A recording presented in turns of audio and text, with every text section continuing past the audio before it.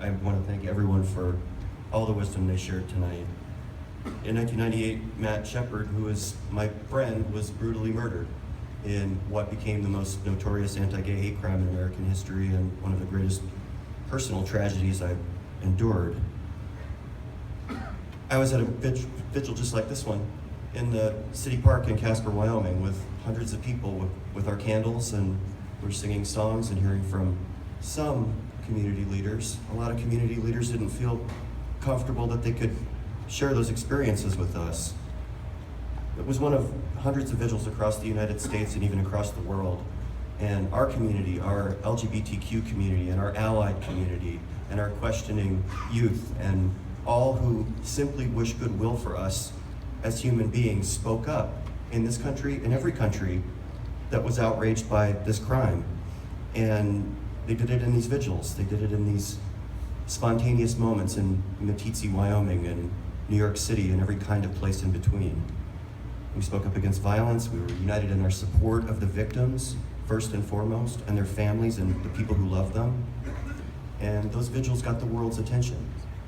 They spoke very loudly to the people who were hurt by what took place. And they spoke even more loudly to the people who should have been hurt by what took place, who should have felt the pain of Matthew Shepard and his family, and the people who knew that these crimes took place and didn't want to be reminded of it.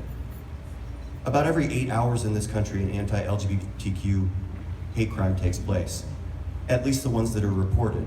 We know that the vast majority are not, because people don't trust that their community institutions support them. And that moment of all of those vigils, all of those protests on the steps of the United States Capitol and everywhere down to the smallest communities in our country showed our community that we were together and we had the resolve to protect one another. And today is that day times 100-fold. The support, that outrage that's been voiced from Berlin to Tel Aviv to Paris to Rome to New York City today, to right here in Denver, and that will continue for longer than any of us probably would imagine.